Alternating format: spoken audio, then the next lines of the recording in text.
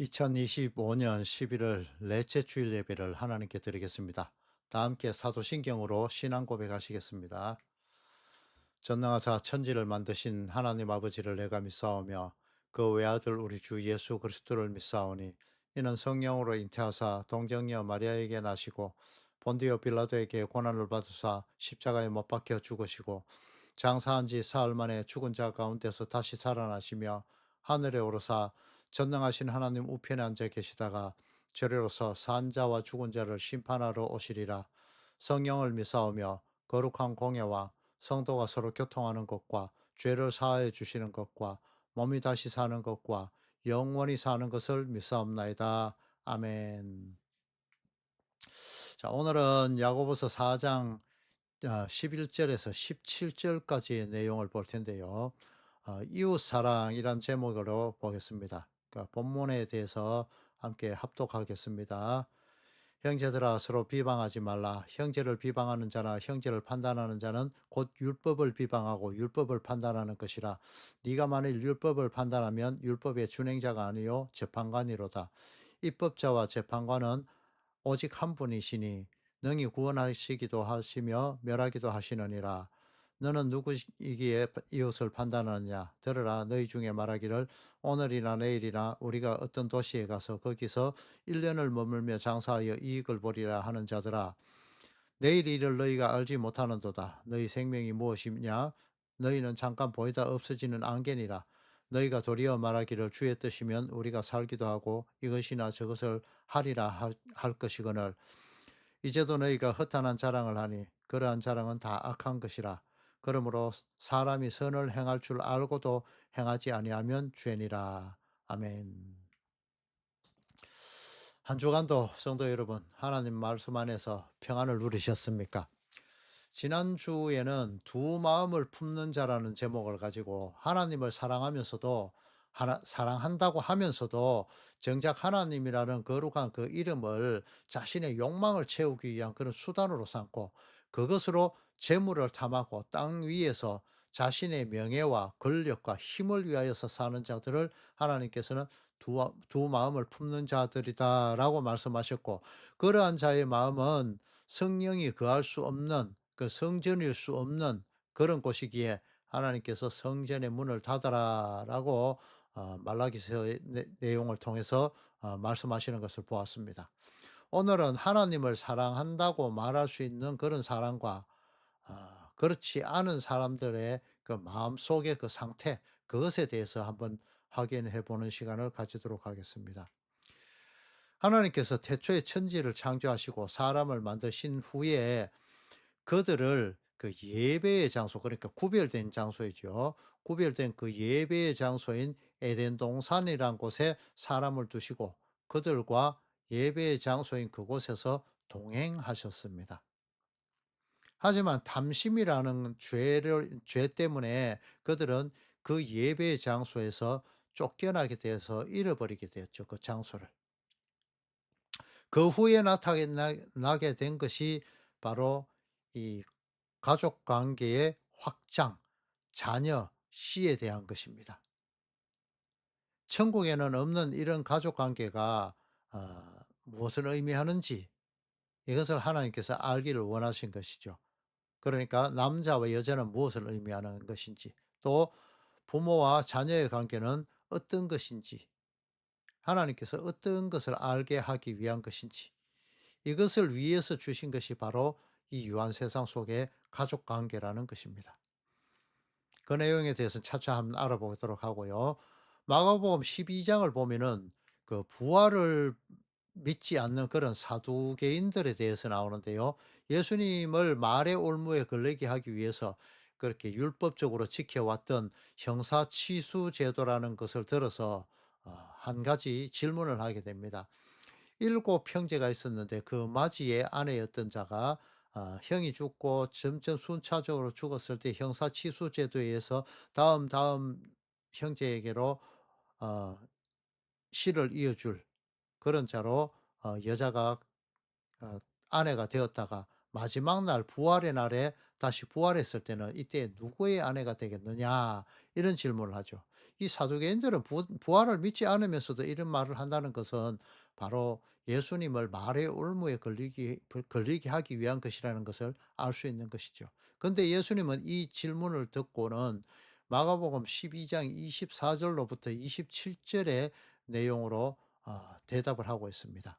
예수님께서는 이 질문하고 있는 사두개인들에게 천국에는 시집가고 장가가는 그런 유한의 세상과 같은 그런 제도가 존재하지 않는다라고 그렇게 대답을 해 주십니다. 결국 장가가고 시집가서 자녀를 낳는 것은 자녀에 대한 내용을 집중하게 하기 위한 그런 시스템으로서, 그러니까 그리스도 메시아가 너희들의 씨로 오실 것이다. 자녀로 올 것이다라는 이 자녀로 탄생할 것에 대한 그런 시스템을 하나님께서 주신 것입니다. 그게 바로 씨에 대한 복인 것이죠. 그게 바로 하나님의 구원의 계획인 것입니다. 아담과 하와가 하나님을 그 죄 때문에 하나님으로부터 이렇게 끊어짐을 당하게 되었는데, 하나님은 그들을 위해서 한 마리의 그 짐승을 준비하십니다. 그리고 그 짐승을 죽게 하죠. 피를 흘리게 해서 말이죠. 그런데 이 구원은 결국 이 피를 통해서만 그 하나님과의 관계가 회복된다라는 것을 보여주셨고, 그것의 징표로 그 짐승의 가죽을 아담과 하와의 옷으로서 입혀 주셨죠. 인생들은 하나님을 기쁘시게 하기 위해서 그 지독하게 냄새나는 짐승을 태우는 그 향기로 아담 이후에 제사라는 것을 종류별로 지내야만 하는 그런 하나님의 명령을 받았습니다. 하지만 사람들은 이 제사를 하나님께서 주시는 그 의미에는 관심이 없었고, 그 제사가 잘못 지켜져서 격식을 잘못 차려서 하나님께 벌 받을까, 그것에만 노심초사했고, 그 격식에서 벗어나지 않기 위해서 정말 각고의 노력을 했습니다. 그것이 바로 하나님의 명령을 지키는 것이고 구원과 직결되는 것으로 오해하고 살았다는 것이죠. 그것이 바로 행위율법이라는 것입니다. 하지만 하나님께서 사람들이 깨닫기 원하셨던 것은 그 제사의 격식이 아니라 그 제사가 무엇을 의미하는지를 깨닫기를 원하셨던 것입니다.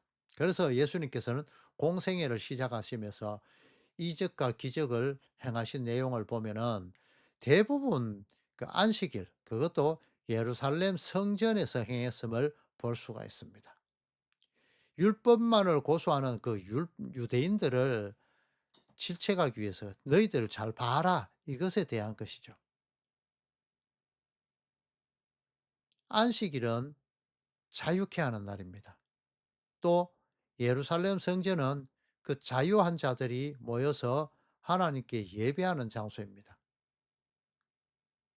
그러니까 성도의 그 "너희는 하나님께서 거하시는 성전인 것을 알지 못하느냐." 이렇게 말씀하시는 것 아시죠? 그것과 예루살렘 성전이 동일시되는 것입니다. 이 안식일의 결과로 이어지는 것이 안식년을 향해서 가는 것이고, 그 결과로 또 주어지는 것이 이 희년이 주어지죠. 자유케 하는 날, 해방을 선포하는 거잖아요. 그처럼 성도들은 율법의 무거운 짐으로부터 자유롭게 하고자 하셨던 것이 바로 안식일의 의미다라고 예수님이 직접 설명해 주셨던 것입니다. 사도 야고보 역시 야고보서 2장 12 절부터 13절 말씀을 통해서 이렇게 말씀하고 있습니다. 너희는 자유의 율법대로 심판을 받을 자처럼 말하기도 하고 행하기도 하라. 긍휼을 행하지 않는 자에게는 긍휼이 없는 심판이 있으리라. 긍휼은 심판을 이기고 자랑하느니라. 자, 율법에 주어지는 것은 바로 심판이 주어진다는 것이죠. 그런데 자유하게 하는 율법대로 자유하게 되는 율법, 예수 그리스도로 인한 율법은 그것은 심판을 이긴다는 것이죠. 이것이 바로 예수 그리스도의 보혈, 그러니까 예수님께서 십자가에서 흘린 그 피가 내게 다가와서 그 피로 수혈을 받아서 내가 그 피가 내 몸속에 그 피만이 흐르고 있느냐. 그래서 작은 그리스도 예수가 되었느냐.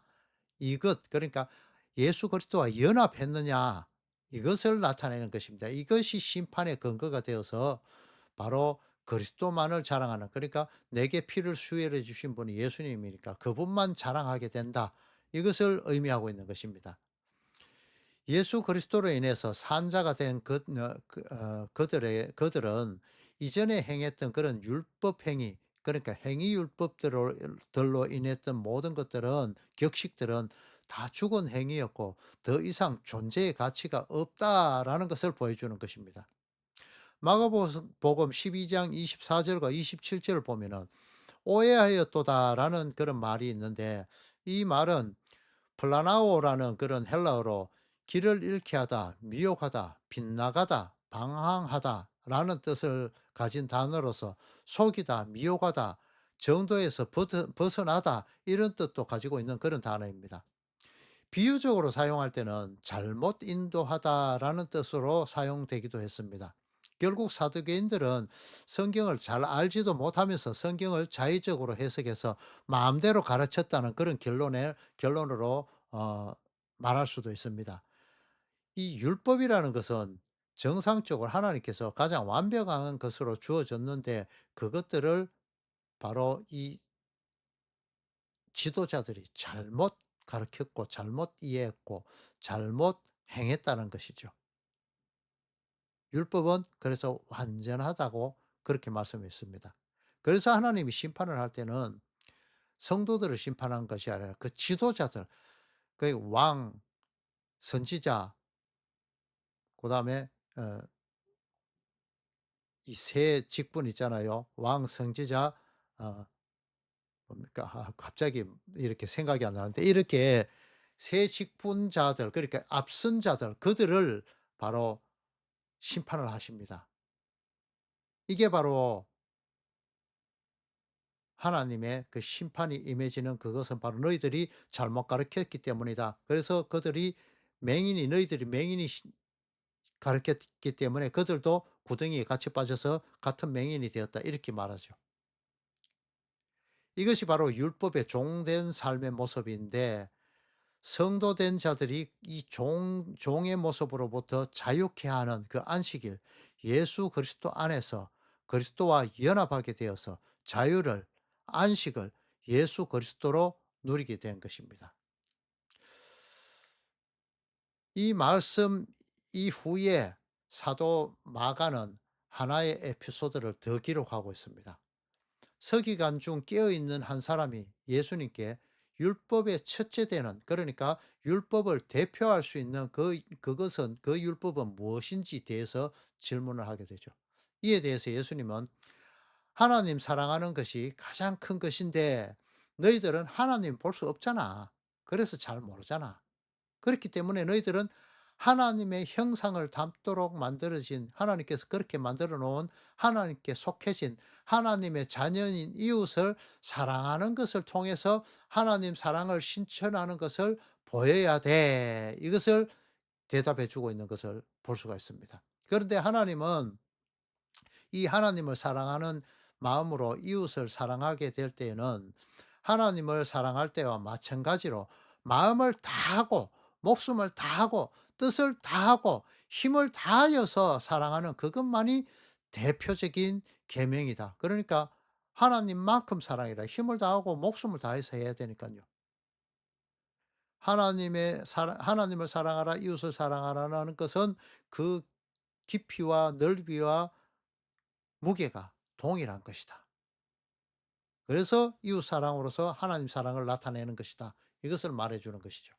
이때 이 서기관은 하나님을 사랑하듯이 마음을 다하고 지혜를 다하고 힘을 다하여서 하나님을 사랑하는 것처럼 이웃을 사랑하는 그것이, 형제를 사랑하는 그것이 어떠한 제사나 어떠한 헌금이나 어떠한 봉사보다도 더 나은 것임을 깨달았고 거기에 대한 고백을 이어나가게 됩니다. 이때 예수님은 그에게 이렇게 말씀하십니다. 너는 하나님께 속해진 자다.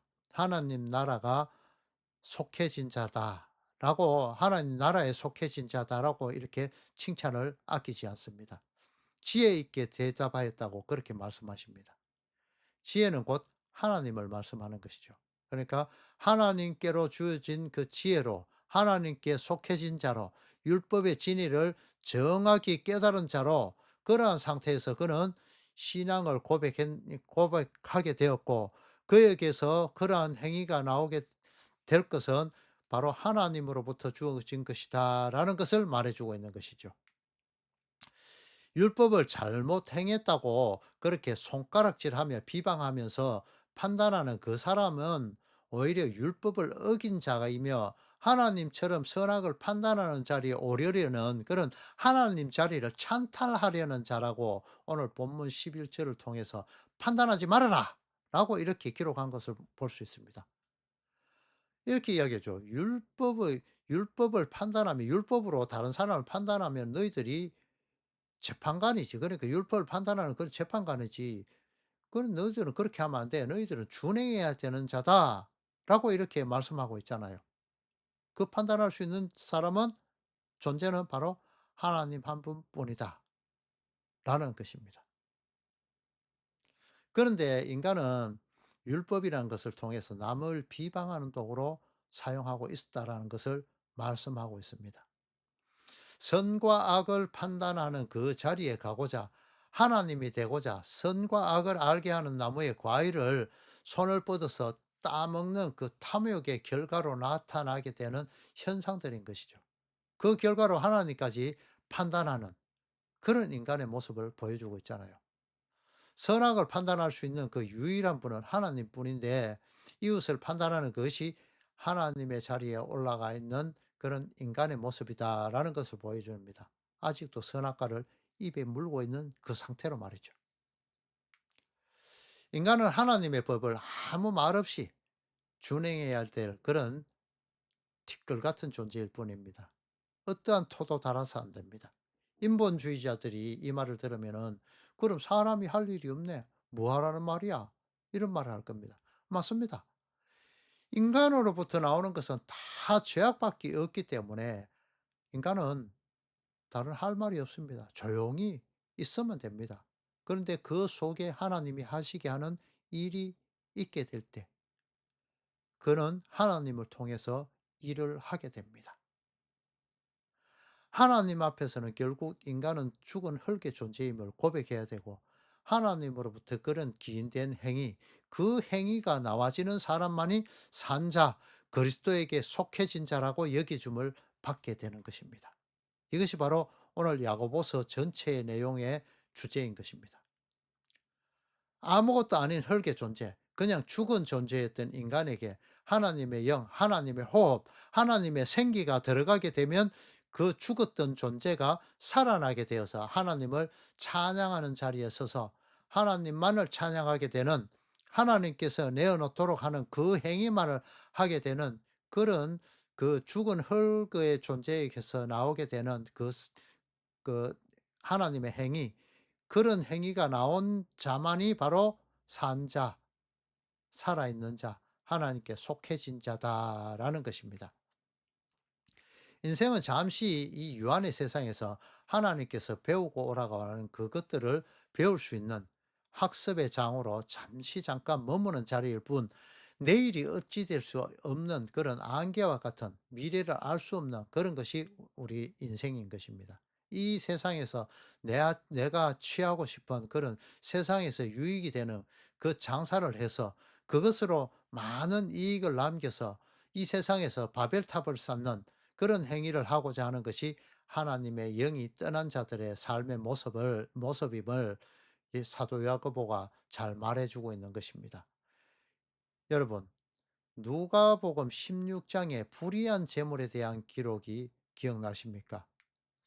하나님께서 사람에게 율법이라는 것을 주신 것은 이 유한의 세상에 눈을 두지 말고 하나님의 것만을 바라보고 하나님만을 사랑할 것을 말씀하셨는데 그 하나님을 사랑하는 그 방법을 사람들은 알지를 못합니다. 그래서 하나님의 형상을 담도록 만들어진 하나님의 빛이 흘러나오도록 한 그 내 이웃 형제를 보면서 그가 내어 놓는 그 사랑 실천을 통해서 하나님의 사랑을 나타내게 되는 그런 존재로 만들어져 간다는 것입니다. 유한의 세상을 사는 이 사람들은 물질이란 것과 뗄래야 뗄 수가 없는 존재죠. 하지만 이 물질이라는 것에 그 노예가 되는 순간 성령이 거하셔야 할 그 내 마음속에 물질이 가득 차게 되고 유한의 세상의 것으로 가득 차서 하나님께서 거하실 처소 성전이라는 존재는 사라지게 되는 것이죠. 에덴 동산은 빼앗기게 되는 것입니다. 성도라는 존재 역시 물질이라는 것을 떠나서는 이 세상을 살 수가 없죠. 이 유한의 세상에서 물질은 하나님께로 가져갈 수 없는 불의한 재물, 의롭지 못한 재물이라는 것입니다. 이 재물을 가지고 참된 친구 예수님을 사귀게 되고 알게 되고 그에게 속해진 성도를 알게 되고 사귀게 된다면 그로 인해서 영주할 처소 천국으로 인도되어질 것임을 누가복음 16장 19절을 통해서 9절을 통해서 예수님께서 직접 말씀해 주고 있는 것입니다. 세상의 것인 재물에 대해서 성도는 두 가지 마음을 가질 수가 있습니다. 그 하나는 가이사의 것, 또 하나는 하나님의 것으로 여겨지는 것이죠. 그 가이사의 것, 하나님께 드린 바 되었다. 고르반 이렇게 하면서 결국 자기가 취하는 것. 요게 가이사의 것입니다. 자, 이 물질의 용도를 두 가지 다로 사용할 수는 없겠죠. 이 유한의 세상에 그 물질로 천국을 사는 사람들은 다시 말해서 하나님에게 속해진 그런 형제 자매들과 사귐을 통해서 그것이 가해서의 것이 아니라 하나님의 것으로 바쳐야 될 그 불의한 재물이 아닌 것이 될 때에 세상 사람들에게 비웃음을 사게 될 것이고 미움을 받게 될 것입니다. 왜냐하면 바보로 취급받는 거예요. "너 그거 갖고 왜 쓸데없는 곳에 써?" 이렇게 말이죠. 이 물질을 세상의 것으로 알고 펑펑 쓰대는 그들의 주변에는 항상 사람들이 들것입니다. 그런 사람들은 세상에 존경을 받게 되지만 하나님과는 상관없는 자들이 되어집니다. 불의한 제물로 사야 할 그 영생하도록 하는 그런 예수님이라는 친구를 사지 않고 선을 행하지 않고 세상에서 자기의 지위와 명성과 부를 자랑하는 이 땅에 그런 바벨탑을 쌓는 그것을 자랑하는 그런 행위는 하나님 보시기에 다 악한 것으로 결국 마지막 날에 불로 심판받아 다 타버릴 그런 불의한 재물일 뿐이라는 것입니다. 그 모든 일들을 주관하시며 삶과 죽음조차도 하나님의 뜻에 그 죽음조차도 이 운영하시는 분은 하나님이고 그 하나님의 뜻대로만 그것들이 이루어지게 되는 것입니다. 성도라는 존재들이 가져야 할 그 마음의 자세는 이제 하나님께 그 모든 것을 다 맡기고 '나는 죽은 흙의 존재입니다. 나는 아무것도 할 수 없으니까 하나님께서 해 주십시오.' 이렇게 다 맡기는 그것이 바로 성도된 성도들이 인생을 사는 그 모습이 되어야 할 것입니다. 여러분 그 두 아사리온에 팔리는 하찮은 존재인 참새의 존재 그것을 말씀하신 예수님의 말씀 기억하시죠? 그 존재들도 하나님의 뜻이 아니면 땅에 떨어지지 않듯이 성도의 그 머리털까지 다 세신 바 된 그런 하나님의 뜻이 하나님의 뜻이 아닌 그런 일들이 하나님의 뜻이 아닌 일들이 그 성도에게 절대 나타날 수 없게 됨이 바로 성경에 잘 기록되어 있는 것입니다. 그래서 성도는 주님의 뜻이면 우리가 살기도 하고 이것이나 저것을 하게 된다라고 그렇게 할 것입니다. 라고 이렇게 야고보서에서 이야기하고 있죠. 그렇게 이런 순종하는 낮은 자의 마음을 가져야 하는 것입니다. 심지어 이제는 절대로 에덴 동산의 그 사탄의 속삭임에 절대 귀 기울이지도 않게 되는 절대 하나님을 떠나지 않는 범죄하지 않는 그런 자가 되어지는 것입니다. 사탄 마귀가 절대 만질 수도 없는 존재가 바로 성도라는 것이죠. 그 이유가 그렇습니다. 하나님께서 당신의 자녀는 눈동자같이 지키신다고 하셨고 머리카락까지 수까지 세신다 바 되었다고 그렇게 했기 때문에 사탄은 그 머리카락 하나도 머리털 하나도 떨어지게 할 수 없는 것입니다. 그렇게 하나님께서 그를 만지지도 못하도록 하나님께로 나신 자가 그를 지키심에 악한 자가 그를 만지지도 못한다고 했습니다. 하나님으로부터 기인되어진 그런 인생에게서 나와지게 되는 그 행위가 성도에게서는 필연코 나와질 수밖에 없게 되는 것이고, 그런 필연적으로 나와지는 행위가 나와지지 않는 그런 인생은 하나님의 그 선을 행할 수 없는 존재인 하나님으로부터 난 자가 아닌 사탄에게 속해진 자다라는 결론이 되어질 수 있겠죠. 그렇게 하나님으로부터 나아지게 되는 그런 행위를 사람이 악하다, 선하다 판단할 수가 없게 되는 것이 없다는 것이 당연한 말인 것입니다. 하나님의 뜻이 나에게 주어지게 되면 그 뜻을 거스르지 말고 그 뜻을 나타내야 됩니다. 행해야 됩니다. 행해야 되는 것이 아니라 행하게 될 수밖에 없을 것입니다. 유대 율법주의자들은 하나님의 뜻을 알지 못했고 알려고도 하지 않았습니다. 자신이 손에 쥐고 있는 율법 그것만이 최고로 알고 종교심만이 가득하였고 하나님을 알지 못하는 신으로 섬기고 있었던 것입니다. 기독교는 여러분 절대 종교가 아닙니다. 기독교를 종교로 알고 그것을 찾는 자들이 많죠. 기독교는 절대 종교가 아닙니다. 성도는 이런 종교 생활을 하는 그런 삶을 살아서는 절대 안 됩니다. 그것이 바로 행위율법주의라는 것이죠. 율법으로 돌아가는 그런 성도의 모습인 것입니다.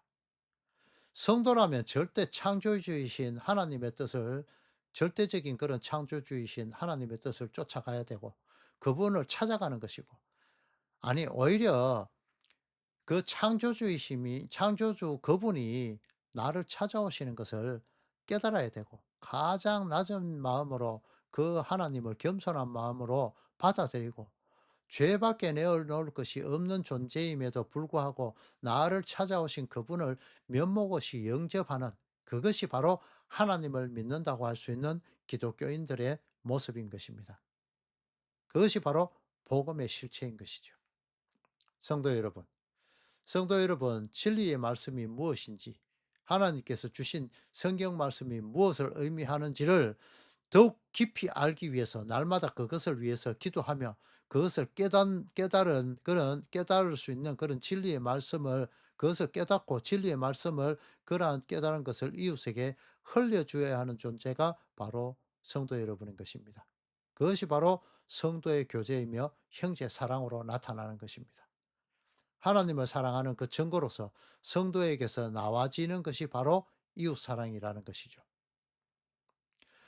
또 한 주간도 하나님께서 주신 그 사랑을 이웃과 형제들과 나누시면서 하나님의 말씀 그대로 전하시고 성도의 거룩한 교제를 통해서 서로가 그리스도의 장성한 분량에 충만한 데까지 이르게 되는 그런 성도님들 다 되시기를 그리스도 대신 예수님의 이름으로 축원합니다. 주님 가르치신 기도로 예배를 마치겠습니다. 하늘에 계신 우리 아버지여, 이름이 거룩히 여김을 받으시오며 나라가 임하시오며 뜻이 하늘에서 이루어진 것 같이 땅에서도 이루어지이다. 오늘 우리에게 일용할 양식을 주시옵고 우리가 우리에게 죄 지은 자를 사하여 준 것 같이 우리 죄를 사하여 주시옵고 우리를 시험에 들게 하지 마시옵고 다만 악에서 구하시옵소서. 나라와 권세와 영광이 아버지께 영원히 있사옵나이다. 아멘.